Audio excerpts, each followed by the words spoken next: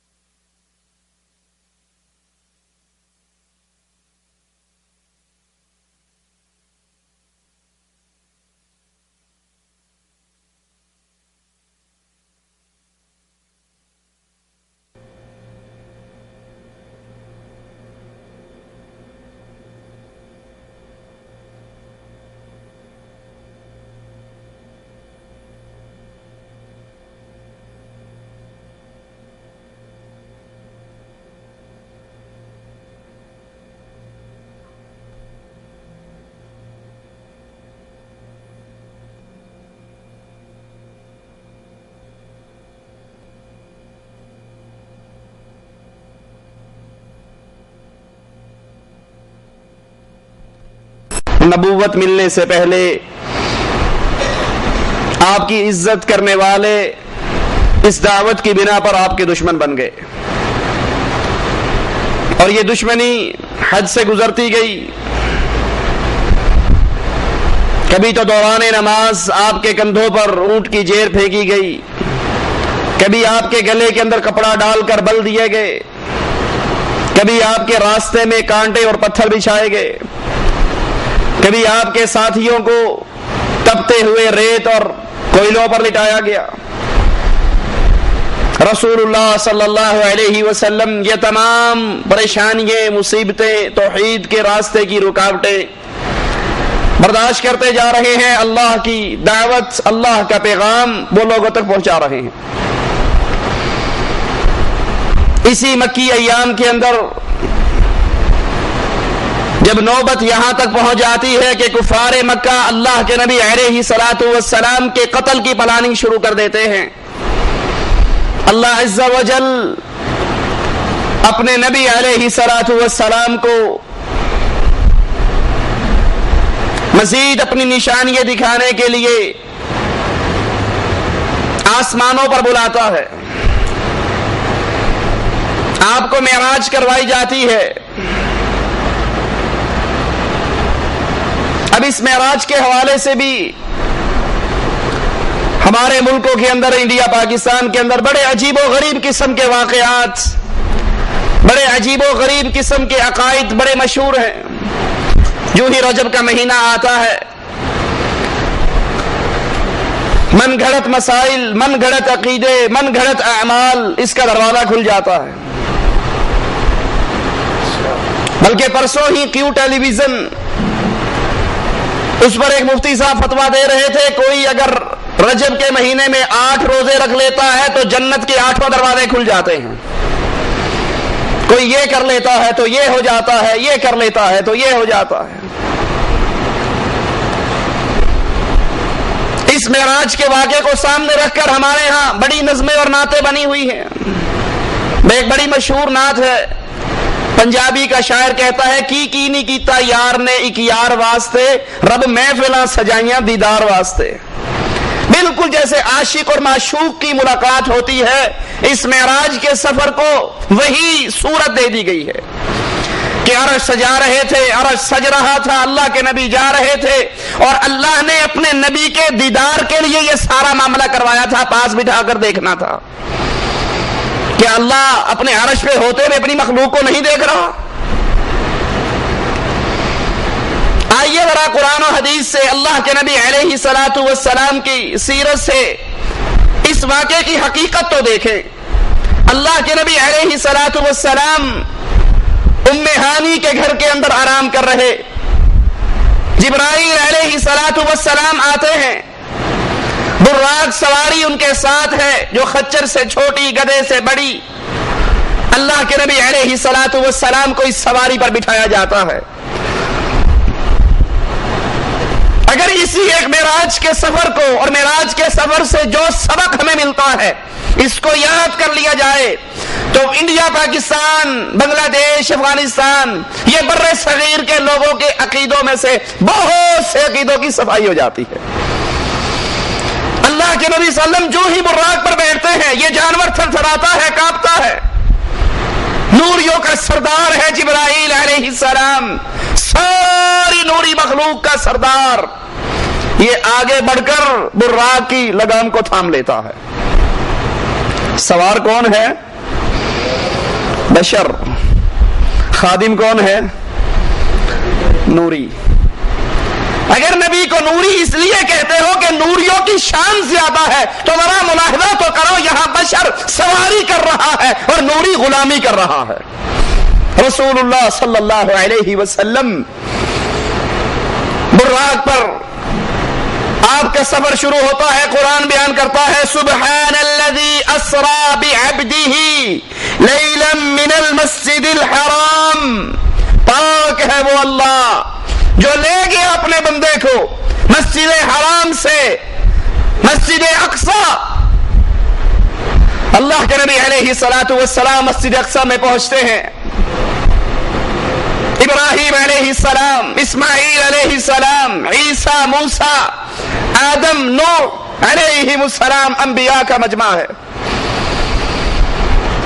ایک روایت میں آتا ہے آپ پوچھتے ہیں یہ کون ہے؟ جواب ملتا ہے آپ سے پہلے گزرے ہوئے انبیاء ہیں، آپ نے ان کی امامت کروانی ہے، ان کو نماز پڑھانی ہے۔ اب سوچئے، غور کیجئے، آدم موجود ہے، نوح موجود ہے، ابراہیم موجود ہے، اسماعیل موجود ہے، یعقوب موجود ہے، یوسف موجود ہے، ادریس موجود، یہ انبیاء کا مجمع موجود ہے، لیکن جب محمد الرسول اللہ موجود ہو تو کسی اور کو جرت نہیں ہوتی وہ مصلی پہ کھڑا ہو جائے۔ سارے انبیاء کی جماعت رسول اللہ صلی اللہ علیہ وسلم نے کروائی تاکہ یہ دنیا یاد کر لے یہ نبی صرف آنے والوں کا امام نہیں، جانے والوں کا بھی امام ہے۔ یہ امتیوں کا ہی امام نہیں، یہ انبیاء کا بھی امام ہے۔ امام الانبیاء محمد الرسول اللہ صلی اللہ علیہ وسلم، آپ سے بڑا امام کوئی اور ہے؟ امام اعظم ہے، قائد اعظم ہے، رہبر اعظم ہے، رہنما اعظم ہے محمد الرسول اللہ صلی اللہ علیہ وسلم۔ اللہ کے نبی صلی اللہ علیہ وسلم سے امام اعظم کا لقب چھین کر ہم نے اپنے مولویوں کو دے رکھا ہے، ہمارا امام اعظم فلاں ہے، ہمارا امام اعظم فلاں ہے۔ حالانکہ امام اعظم سب سے بڑے امام، جو نبیوں کے بھی امام، امتیوں کے بھی امام، وہ صرف محمد رسول اللہ صلی اللہ علیہ وسلم۔ آپ جماعت کرواتے ہیں، آسمان کی طرف سفر شروع ہوتا ہے، پہلے آسمان پر پہنچتے ہیں، پہلے آسمان کا دربان جبرائیل علیہ الصلوۃ والسلام سے پوچھتا ہے آپ کے ساتھ کون ہے؟ جواب ملتا ہے محمد الرسول اللہ ہے صلی اللہ علیہ وسلم۔ پہلے آسمان پر پہنچے، جبرائیل کہتے ہیں اللہ کے نبی یہ آپ کے بابا آدم ہیں، ان کو سلام کیجئے۔ اللہ کے نبی حضرت آدم کو سلام کرتے ہیں۔ ذرا غور کرنا ایک ایک واقعے پر، ایک ایک نقطے پر۔ جبرائیل بتا رہے ہیں اللہ کے نبی یہ آدم ہے، سلام کیجئے۔ اللہ کے نبی سلام کہتے ہیں، آدم علیہ السلام کہتے ہیں وعلیکم السلام، مرحبا پیارے بیٹے اور پیارے نبی، نیک بیٹے اور نیک نبی۔ اللہ کے نبی صلی اللہ علیہ وسلم دیکھتے ہیں آدم علیہ السلام کے دائیں طرف بھی کچھ لوگ ہیں جن کو دیکھ کر آدم ہنستے ہیں، بائیں طرف کچھ لوگ ہیں جن کو دیکھ کر روتے ہیں۔ پوچھتے ہیں یہ کیا ماجرا ہے؟ جبرائیل بتاتے ہیں اللہ کے نبی جو آدم علیہ السلام کے دائیں طرف ہیں یہ وہ آدم کی اولاد ہے جو جنت میں جائے گی، ان کو دیکھتے ہیں خوش ہوتے ہیں، اور جو بائیں طرف ہیں یہ جہنمی ہے، ان کو دیکھتے ہیں تو روتے ہیں۔ اللہ کے نبی علیہ الصلوۃ والسلام پہلے آسمان سے دوسرے آسمان پر جاتے ہیں، رسول اللہ صلی اللہ علیہ وسلم، جبرائیل ساتھ ہے، آسمان کا فرشتہ سوال کرتا ہے، جبرائیل سے پوچھتا ہے آپ کے ساتھ کون ہے؟ وہی جواب ملتا ہے کہ محمد الرسول اللہ صلی اللہ علیہ وسلم میرے ساتھ ہے۔ اللہ کے نبی علیہ الصلوۃ والسلام دوسرے آسمان پر پہنچتے ہیں. حضرت عیسیٰ اور حضرت یحییٰ ان دونوں نبیوں سے اللہ کے نبی علیہ الصلوۃ والسلام کی ملاقات دوسرے آسمان پر ہوتی ہے. عیسیٰ علیہ الصلوۃ والسلام درمیانہ قد، سرخ و سفید رنگ، بال آپ کے کھڑے ایسے جیسے ابھی نہا کر آئے ہیں. آپ ان کو سلام کہتے ہیں، یہ آپ کا سلام کا جواب دیتے ہیں، مرحبا صالح نبی، صالح بھائی. رسول اللہ صلی اللہ علیہ وسلم تیسرے آسمان پر پہنچتے ہیں. حضرت یوسف علیہ الصلوۃ والسلام سے رسول اللہ صلی اللہ علیہ وسلم کی ملاقات ہوتی ہے. آپ انہیں سلام کہتے ہیں، اور اللہ کے یہ نبی یوسف، اللہ نے ان کو حسن اور خوبصورتی کا ایک بڑا وافر حصہ عطا کیا ہے. رسول اللہ صلی اللہ علیہ وسلم چوتھے آسمان پر پہنچتے ہیں. دربان آسمان کا جبرائیل علیہ السلام سے وہی باتیں دہراتا ہے، آپ وہی جواب دیتے ہیں. یہاں چوتھے آسمان پر رسول اللہ صلی اللہ علیہ وسلم کی ملاقات حضرت ادریس علیہ الصلوۃ والسلام سے ہوتی ہے. اللہ کے نبی پانچویں آسمان پر حضرت ہارون علیہ الصلوۃ والسلام سے ملاقات ہوئی. آپ نے سلام کہا، انہوں نے جواب دیا، مرحبا پیارے بھائی اور پیارے نبی. رسول اللہ صلی اللہ علیہ وسلم چھٹے آسمان پر پہنچتے ہیں، اور یہاں آپ کی ملاقات موسیٰ علیہ الصلوۃ والسلام سے ہوتی ہے. آپ سلام کہتے ہیں، حضرت موسیٰ جواب دیتے ہیں. جب اللہ کے نبی آگے بڑھتے ہیں تو موسیٰ علیہ الصلوۃ والسلام رونے لگ جاتے ہیں.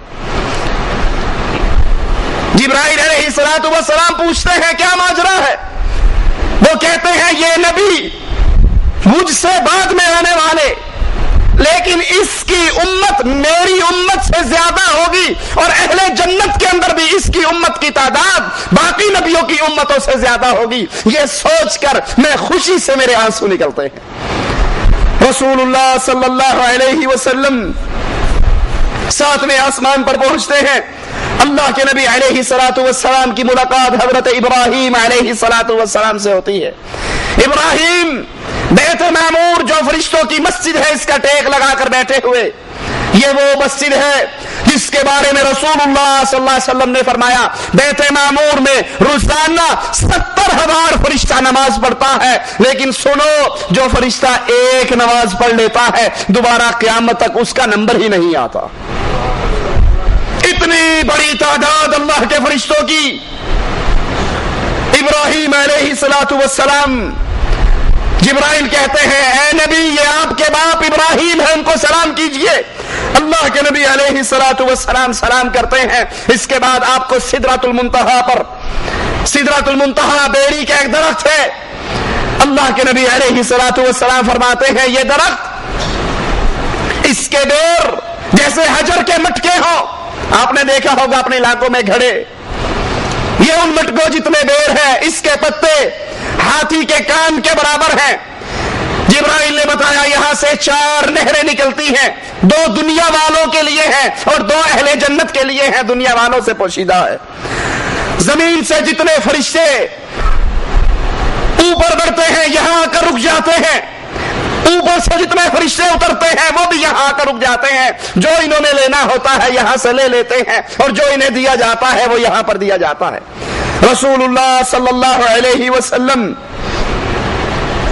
کے سامنے دودھ کا پیالہ، شراب کا پیالہ اور شہد کا پیالہ پیش کیا جاتا ہے. اللہ کے نبی علیہ الصلوۃ والسلام دودھ کا پیالہ لیتے ہیں اور اسے پی لیتے ہیں. جبرائیل علیہ الصلوۃ والسلام فرماتے ہیں کہ یہ اللہ کا شکر ہے، آپ نے فطرت کو قبول کیا، آپ کی پوری امت فطرت پر ہے اور آپ بھی فطرت پر ہیں. یہاں رسول اللہ صلی اللہ علیہ وسلم پر 50 نمازیں فرض کی جاتی ہیں. رسول اللہ صلی اللہ علیہ وسلم واپس آتے ہیں، حضرت موسیٰ علیہ السلام کے پاس سے گزر ہوتا ہے. موسیٰ علیہ السلام پوچھتے ہیں کیا ملا، معراج کا تحفہ کیا ہے؟ آپ فرماتے ہیں نمازیں فرض ہوئی ہیں 50 نمازیں. موسیٰ علیہ السلام فرماتے ہیں اے اللہ کے نبی، مجھے بنی اسرائیل کا تجربہ ہے، آپ سے پہلی امت کی طرف میں بھیجا گیا، یہ اتنی نمازیں نہیں پڑھ سکیں گے، جائیے اللہ سے درخواست کیجئے اللہ ان نمازوں میں تخفیف کر دے. رسول اللہ صلی اللہ علیہ وسلم واپس جاتے ہیں، نمازیں 40 ہو جاتی ہیں، پھر آتے ہیں، پھر موسیٰ علیہ السلام پوچھتے ہیں کتنی رہ گی، جواب دیا جاتا ہے اتنی نمازیں ہیں۔ وہ کہتے ہیں دوبارہ جائیے، اللہ سے پھر درخواست کیجئے، اللہ آپ کی نمازوں کو مزید کم کر دے، اس امت سے اتنی نمازیں نہیں پڑھی جائیں گی۔ اللہ کے نبی پھر جاتے ہیں، پھر واپس آتے ہیں، موسیٰ علیہ السلام پھر دوبارہ بھیجتے ہیں، اور اس طرح بار بار آنے جانے کے بعد رسول اللہ صلی اللہ علیہ وسلم آ کر بتاتے ہیں کہ 5 نمازیں رہ گئی ہیں، اللہ نے باقی نمازیں معاف کر دی۔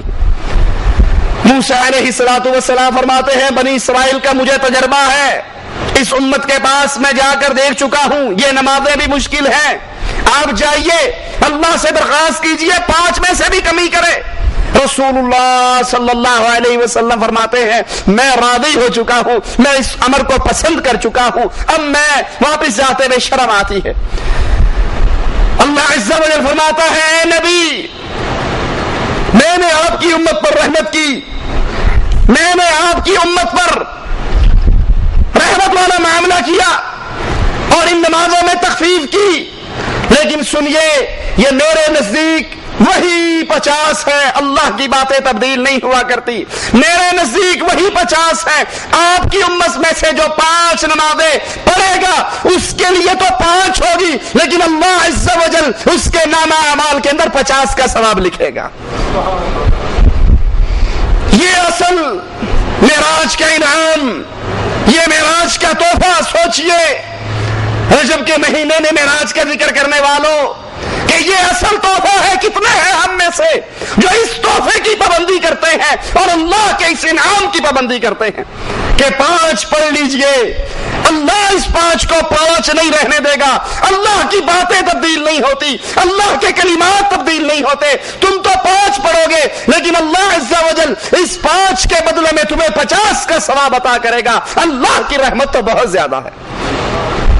اسی موقع پر اللہ عز و جل نے اپنے رسول علیہ السلام کو یہ خوشخبری بھی سنائی، آپ کی امت میں سے جو انسان بغیر شرک کیے میرے پاس آئے گا اس کے گناہ کتنے ہوں، ایک شرک نہ ہونے کی وجہ سے میں اس کے سارے گناہوں کو معاف کر دوں گا،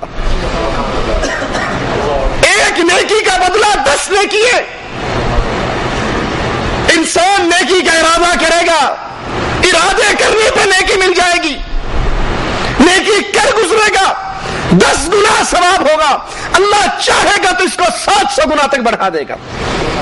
برائی کا ارادہ کرے گا، برائی کا ارادہ کرنے پر برائی نہیں لکھی جائے گی، برائی کا ارادہ کرے گا، برائی کے ارادے پر گناہ نہیں لکھا جائے گا، اور اگر یہ گناہ کر گزرے گا تب بھی صرف 1 لکھا جائے گا، 2 نہیں ہوں گے، لیکن نیکی کا ارادہ اس میں ثواب، نیکی کر لے 10 گنا اور چاہے تو 700 گنا تک بڑھا دے۔ اور اسی موقع پر رسول اللہ صلی اللہ علیہ وسلم کو سورۃ بقرہ کی آخری 2 آیات کی خوشخبری دی گئی، یہ خزانہ اسی موقع پر اس کی خوشخبری دی۔ رسول اللہ صلی اللہ علیہ وسلم فرماتے ہیں اسی موقع پر میں نے جبرائیل علیہ السلام کو اس کی اوریجنل اصلی شکل کے اندر اس کو اس کی اصلی حالت میں دیکھا، میں نے جبرائیل کے پر گننے شروع کیے، اس کے 600 پر تھے اور اس نے اپنے 600 پروں میں سے صرف 2 پر کھولے تھے اور مجھے اوپر سے کوئی چیز افق پہ سے نظر نہیں آ رہی تھی۔ اتنی ہیبت ناک اللہ کی مخلوق۔ رسول اللہ صلی اللہ علیہ وسلم مکہ کے اندر پھر واپس آتے ہیں اور کفار مکہ کو معراج کی بات بتاتے ہیں کہ اللہ عز و جل رات کے 1 پہر میں مجھے بیت اللہ سے بیت المقدس لے کر گیا، مسجد اقصی لے کر گیا اور پھر وہاں سے میں آسمانوں پر گیا، جنتوں کی سیر کی، جنت کی مٹی جو مشک ہے اس کو دیکھا، جنت کی نہروں کو دیکھا، جنت کی نعمتوں کو دیکھا اور اللہ کی نشانیاں دیکھی۔ کفار مکہ کہتے یہ کوئی ماننے والی بات ہے، رات کے 1 پہر میں بیت اللہ سے بیت المقدس 6 مہینے کا اونٹوں کا سفر، یہ رات کے 1 پہر میں کیسے ہو سکتا؟ ابو جہل دوڑتا ہوا ابو بکر کے پاس جاتا ہے اور کہتا ہے ابو بکر کیا عقل مانتی ہے اس بات کو، کوئی بندہ رات کے 1 پہر میں بیت اللہ سے چلے، بیت المقدس پہ جائے، پھر آسمانوں پہ جائے، جنت دیکھے، جہنم دیکھے، واپس آ جائے، کیا عقل مانتی ہے؟ کیا ایسا پاسبل ہے، ممکن ہے؟ ابو بکر کہتے نہیں ایسی بات نہیں ہے، غلط ہے یہ۔ کہا پتہ ہے یہ دعویٰ کس نے کیا ہے؟ اللہ ہم سب کو ابو بکر رضی اللہ عنہ وارضاہ والا ایمان نصیب فرما دے، ان کے نقش قدم پہ چلنے کی توفیق عطا فرما دے۔ کہا پتہ ہے یہ دعویٰ کس نے کیا ہے؟ ابو بکر نے کہا کس نے کیا؟ کہا جس کو تو اپنا رسول مانتا ہے، جس کو تو اپنا نبی مانتا ہے، جس کا تو کلمہ پڑھتا ہے، محمد الرسول اللہ صلی اللہ علیہ وسلم کہتے ہیں میں رات کے ایک پہر میں بیت اللہ سے بیت المقدس گیا، آسمانوں پہ گیا، جنت اور جہنم کو دیکھا، انبیاء سے ملاقاتیں کی اور واپس آ گیا رات کے ایک پہر کے اندر۔ ابو بکر کہتے ہیں ابو جہل کیا تو نے میرے رسول سے سنا ہے؟ کیا تو نے میرے آقا سے سنا ہے؟ کہا ہاں، مجھے آ کر بتایا، میں نے سنا ہے، تیرا نبی یہ کہتا ہے۔ کہا پھر ابو جہل سن لے، اللہ کی قسم کھا کر کہتا ہوں محمد جو کہتے ہیں سچ کہتے ہیں صلی اللہ علیہ وسلم۔ ابو جہل حیران، کہتا ہے ابو بکر عقل مانتی ہے؟ کہا عقل مانے نہ مانے ابو بکر کا ایمان مانتا ہے، محمد جو کہتے ہیں سچ کہتے ہیں، اس کے ہونٹوں سے جھوٹ نکلا نہیں کرتا۔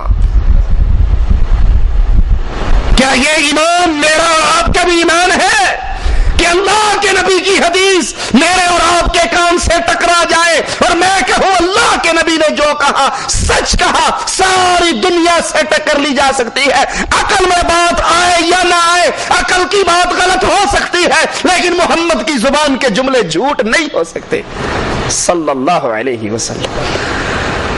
کفار مکہ کہتے ہیں اچھا ٹھیک ہے، بخاری و مسلم میں یہ حدیث موجود ہے، اگر آپ کہتے ہو کہ ہم بیت المقدس میں گئے تو بتاؤ بیت المقدس کے دروازے کتنے ہیں، بیت المقدس کی کھڑکیاں کتنی ہیں، بیت المقدس کے حلیے کے بارے کے اندر کفار سوال کرنا شروع کر دیتے ہیں۔ محمد الرسول اللہ صلی اللہ علیہ وسلم وہ نبی جس پر اللہ وحی اتار دیتا ہے تو نبی بتا دیتے ہیں، اور اگر اللہ وحی نہ اتارے تو نبی کو پتا عالم الغیب تو صرف ایک اللہ ہے، فلا یظہر علی غیبہ احدا الا من ارتضی من رسول، اللہ اپنی غیب کی بات کسی کو نہیں بتایا کرتا سوائے اپنے نبیوں کو، جس کو چاہتا ہے جو چاہتا ہے بتا دیتا۔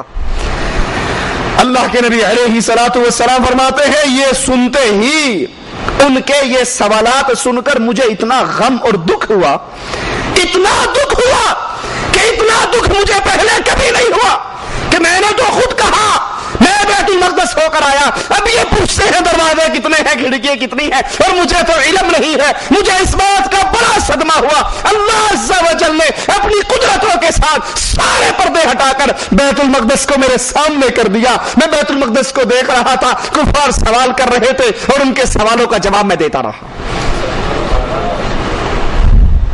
محمد الرسول اللہ صلی اللہ علیہ وسلم جب تک اللہ نے ان پردوں کو نہیں ہٹایا، آپ کے سامنے بیت المقدس کو نہیں کیا، آپ کو کچھ علم نہیں، کفار پوچھ رہے ہیں، آپ کو ان سوالوں پر دکھ ہو رہا ہے، لیکن جب اللہ نے بتا دیا، اللہ نے پردوں کو ہٹا دیا، اللہ نے دکھا دیا، تو پھر ان کی ایک ایک بات کا جواب دے دیا۔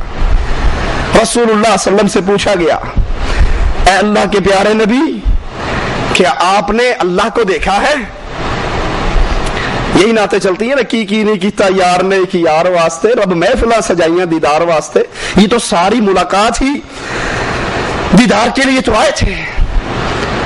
حفاظت قرآن منتظر عباس نقوی شیعہ کی کتاب ہے، وہ تو اس سے آگے کہتا ہے جب معراج ہوئی اللہ کے نبی عرش پہ پہنچے تو پھر وہاں پردہ پڑا ہوا تھا، اللہ نے پوچھا یہ پردہ، رسول اللہ صلی اللہ علیہ وسلم نے پوچھا یہ پردہ کیسا ہے، تو پردہ ہٹا دیا گیا، پیچھے سے حضرت علی نمودار ہو گئے، کہا تجھے معراج پہ بلایا ہی اس لیے تاکہ علی کی ولایت تجھے سمجھا دی جائے۔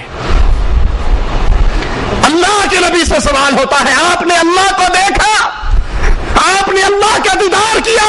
رسول اللہ صلی اللہ علیہ وسلم نے فرمایا، صحیح مسلم کے اندر کتاب الایمان میں یہ روایت موجود ہے کہ میں نے تو نور کو دیکھا، اور اللہ کا حجاب، اللہ کا پردہ بھی نور ہے، اللہ اگر نور کے پردوں کو ہٹا دے تو اللہ کے چہرے کے نور سے جہاں تک نگاہ جائے ہر چیز جل کر راکھ ہو جائے۔ اللہ کی ایک تجلی احد پہاڑ طور پہاڑ برداشت نہیں کر سکا. اس دنیا کا انسان دنیا کے جسم کے ساتھ, دنیا کی آنکھوں کے ساتھ اپنے رب کا دیدار نہیں کر سکتا. ہاں جب قیامت کا دن ہوگا, جنتی جنت میں جائیں گے, تو رسول اللہ صلی اللہ علیہ وسلم نے فرمایا تم اپنے اللہ کے دیدار ایسے کرو گے جیسے 14ویں کے چمکتے ہوئے چاند کو دیکھتے.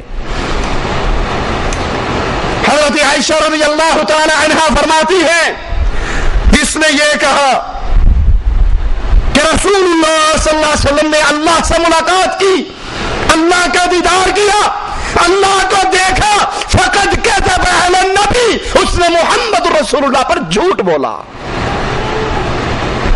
یاروں نے تو عقیدے گھڑ لیے.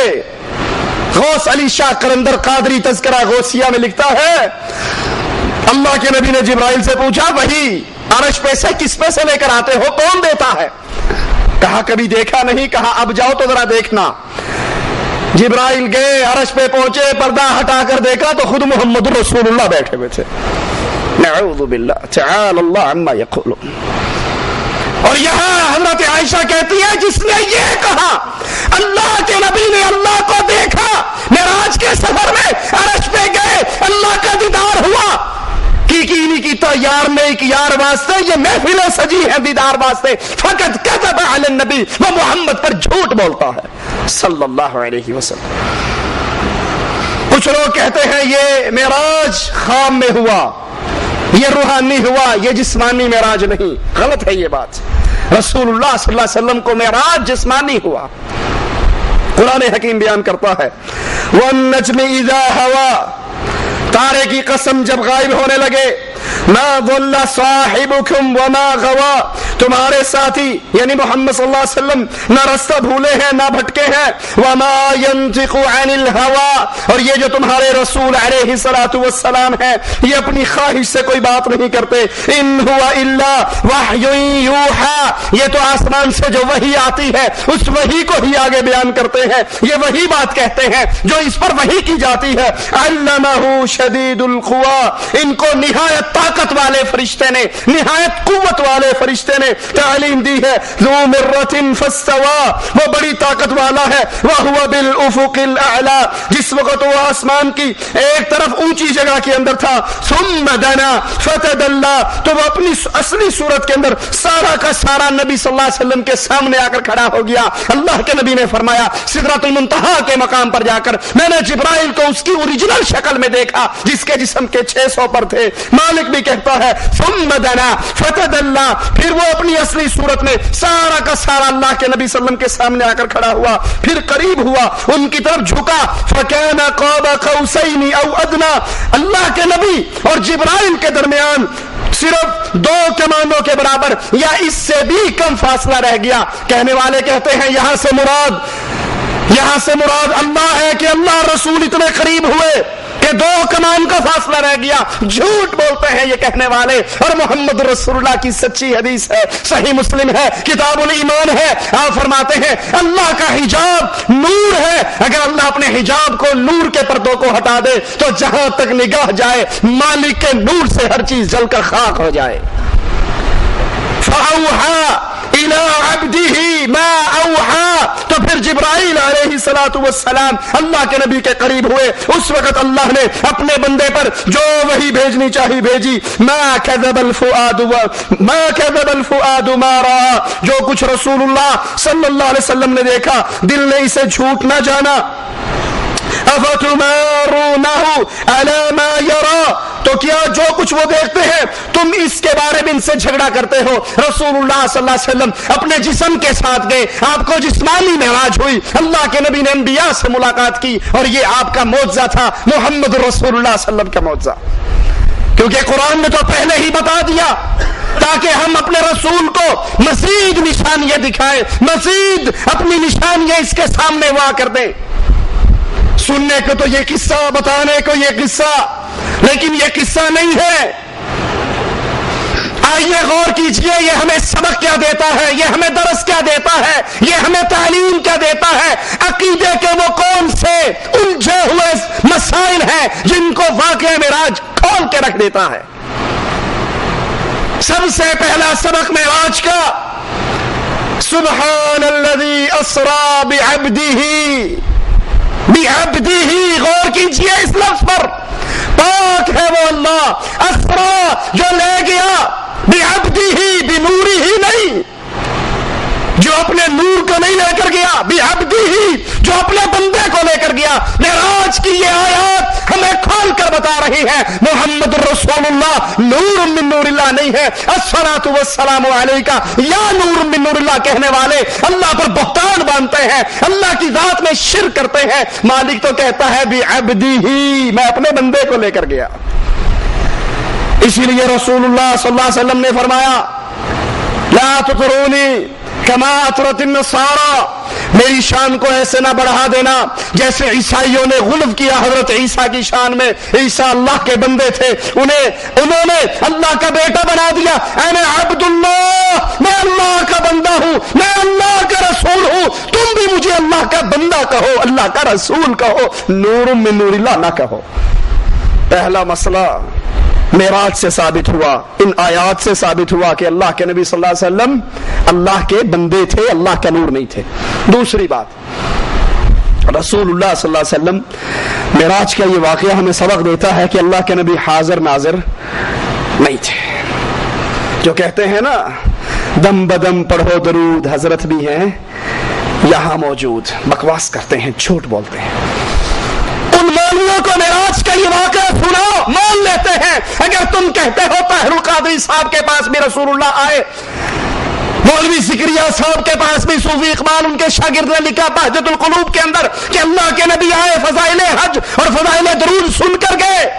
اگر تم کہتے ہو الیاس قادری کے ملتان کے اجتماع میں رسول اللہ صلی اللہ علیہ وسلم آتے ہیں، تو انہیں بتاؤ معراج کے واقعے میں تم نے سنایا سارے انبیاء موجود تھے، لیکن آدم، عیسیٰ، موسیٰ، ابراہیم علیہم السلام کے ہوتے ہوئے مصلی امامت پہ کوئی اور نہیں چڑھ سکا کیونکہ محمد رسول اللہ موجود تھے۔ اگر تمہارے جلسے کے اندر بھی رسول اللہ آتے ہیں، میلاد کے اندر کرسی سجتی ہے، تو تقریر کرنے کے لیے طاہر القادری کیوں بیٹھتا ہے؟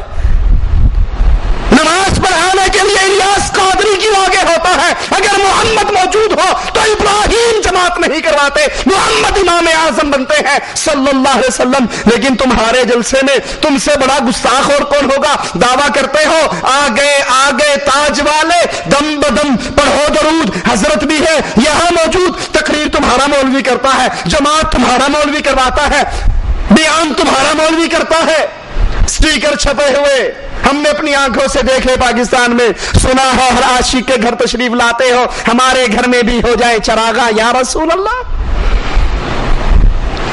اللہ کے نبی حاضر ناظر ہے جب چاہتے ہیں۔ مقالات قاسمی کے اندر سید قاسمی، احمد سعید قاسمی ملتان والا بابا، وہ اپنی کتاب کے اندر لکھتا ہے اللہ کے نبی ہر وقت ہر جگہ پہ حاضر ہے، ناظر ہے، رحمت پہنچاتے ہیں، پہنچانے کی طاقت رکھتے ہیں، ہر کسی کا حال جانتے ہیں، ہر طرح کی قدرتوں کے مالک ہیں۔ پھر بتاؤ معراج پہ براق کیوں آیا تھا؟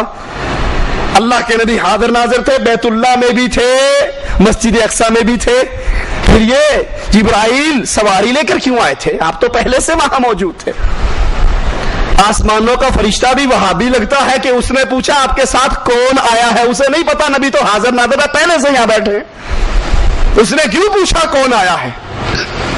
آپ بیت اللہ میں تھے تو بیت المقدس خالی تھا، جب آپ بیت المقدس میں پہنچے بیت اللہ خالی تھا، جب آپ پہلے آسمان پر پہنچے تو پوری دنیا خالی تھی، محمد رسول اللہ صلی اللہ علیہ وسلم دنیا پہ نہیں تھے۔ موسیٰ علیہ السلام آپ کو بھیجتے ہیں جاؤ، موسیٰ کیوں کہتے ہیں جاؤ؟ اگر نبی حاضر ناظر ہے تو موسیٰ کو تو پتا ہے یہاں بھی ہے، وہاں بھی ہے، ادھر بھی ہے اور ادھر بھی ہے۔ دوسرا سبق معراج، قصہ معراج، واقعہ معراج آپ کو ہمیں کیا سکھاتا ہے؟ کہ اللہ کے رسول حاضر نہیں ہے، ناظر نہیں ہے، ایک اللہ ہے جو اپنے عرش پہ مستوی ہے، اس کا علم، اس کا اس کی قدرت، اس کی طاقت، اس کا کنٹرول ہر چیز کو ہر وقت گھیرے ہوئے ہے، لیکن وہ بھی حاضر نہیں، اپنے عرش پر مستوی ہے۔ تیسرا سبق واقعہ معراج میں ہمیں کیا دیا؟ کہ محمد رسول اللہ صلی اللہ علیہ وسلم امام اعظم ہیں، قائد اعظم ہیں، رہبر اعظم ہیں، ان کے ہوتے ہوئے کوئی اور امام نہیں بن سکتا، کوئی اور قائد نہیں بن سکتا۔ آپ بھی اپنے بنائے ہوئے، اپنے گھڑے ہوئے، اپنے تراشے ہوئے بزرگوں کو چھوڑ کر صرف ایک بزرگ کا دامن پکڑ لو، اور وہ بزرگ نہ رائمنڈ والا، نہ دیوبند والا، نہ بریلی والا، نہ کوفے والا، نہ بغداد والا، وہ بزرگ ہے محمد الرسول اللہ صلی اللہ علیہ وسلم۔ اس کو کیوں پکڑ لو کہ قرآن کہتا ہے وما ينطق عن الهوى۔ انڈیا والے بزرگ اپنی مرضی سے بولتے ہیں، بغداد والے اپنی مرضی سے بولتے ہیں، رائمنڈ والے اپنی مرضی سے بولتے ہیں، اور محمد عرش والے کی مرضی سے بولتے ہیں صلی اللہ علیہ وسلم۔ اللہ کے نبی کے علاوہ نہ کوئی قائد اعظم ہے، نہ کوئی امام اعظم ہے۔ یہ قائد بھی ہے، امام بھی ہے، رہنما بھی ہے، لیڈر بھی ہے، نبی بھی ہے، مرشد بھی ہے۔ جس کو یہ مرشد مل جائے اسے کوئی اور پیر پکڑنے کی ضرورت نہیں رہتی۔ چوتھا سبق معراج ہمیں کیا دیتی ہے؟ یہ ایک واقعہ ہمیں کیا بتاتا ہے کہ محمد رسول اللہ عالم الغیب نہیں ہے۔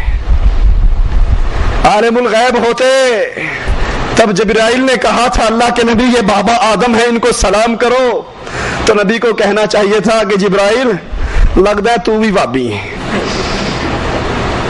تو مجھے بتا رہا ہے یہ آدم ہے، میں تو عالم الغیب ہوں، ما کان وما یکون، جو ہو گیا، جو ہونے والا ہے، یہ ساری باتیں ہمارے سامنے واضح ہیں۔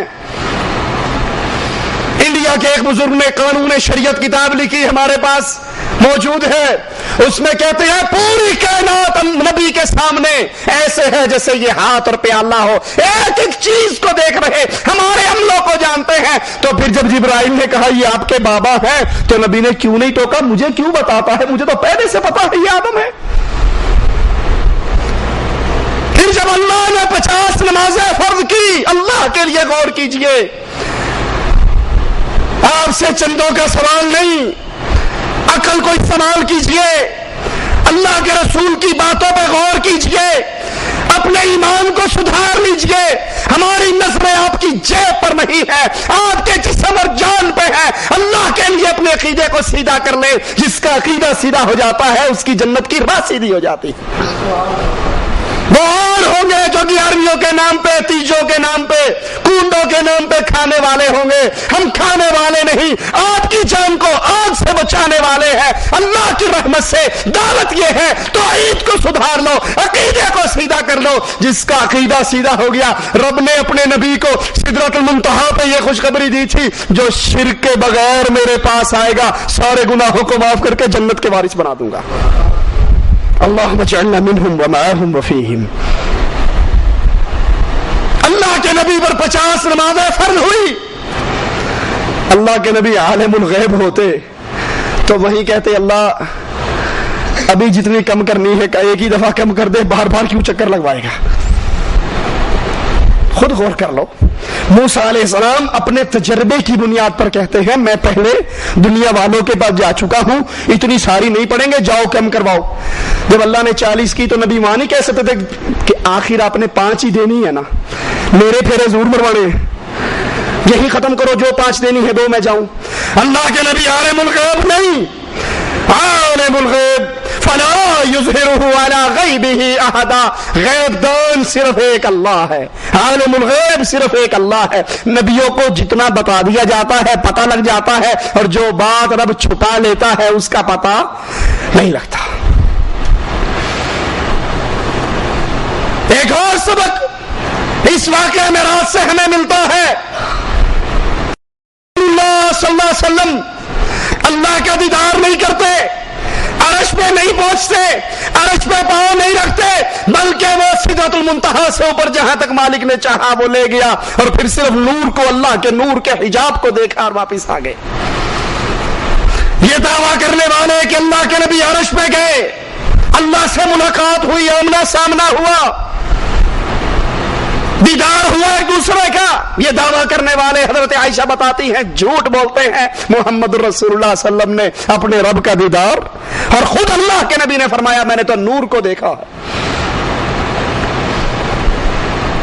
اللہ کے لیے، دین کے لیے وقت نکالیے، اپنے ایمان اور عقیدے کی اصلاح کیجئے. ہر وہ عمل جو دین کے نام پہ اسلام میں داخل ہو رہا ہے اس کو کاٹ ڈالیے.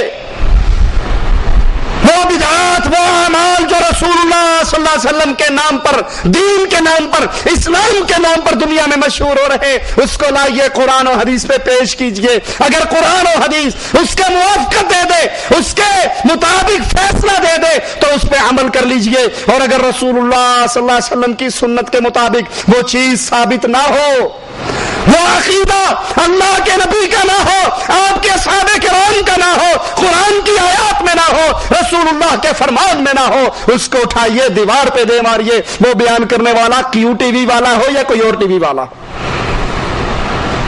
یہ دین کے نام پر بے دینی پھیلانے والے چینل، واللہ اللہ سے ڈر کے کہتا ہوں، انڈیا کی انگلش فلموں کے چینل اتنے خطرناک نہیں ہے اس امت اسلام کے لیے جتنے خطرناک یہ کیو ٹی وی کی شکل کے اندر شرک پھیلانے والے چینل ہے. اس کے ذریعے ایمان کا بیڑا غرق ہوتا ہے. فلم دیکھ کر تو صرف انسان گناہگار ہوتا ہے، اور کیو ٹی وی کی بکواسات سن کر ہو سکتا ہے انسان ایمان سے ہی فارغ ہو جائے. اس لیے اللہ سے ڈریے، قرآن حکیم کو لازم پکڑیے. دن کے اندر 10 منٹ 15 منٹ آدھا گھنٹہ نکالیے، اس قرآن کا ترجمہ پڑھیے، تفسیر پڑھیے، اس قرآن سے ہدایت لیجئے. صحیح بخاری ہر گھر میں، ہر کمرے میں رکھیے. صحیح بخاری کو حرز جا بنائیے. ہر مسئلہ آپ کو درپیش ہو، اللہ کے نبی کی حدیثوں کو کھولیے، اس پہ عمل کیجئے. اللہ سے دعا ہے اللہ ہمارے گناہوں کو معاف فرما دے، اللہ ہماری خطاؤں کو معاف فرما دے، اللہ ہماری سیاہ کاریوں کو معاف فرما دے. اللہ ہمیں زندہ رکھے، ایمان پہ رکھے. اللہ ہمیں موت دے، اس حال میں دے. اللہ ہم سے راضی ہو، ہم اپنے اللہ سے راضی ہوں. اقول قولی هذا واستغفر الله لي ولكم ولسائر المسلمين فاستغفروه انه هو الغفور الرحيم.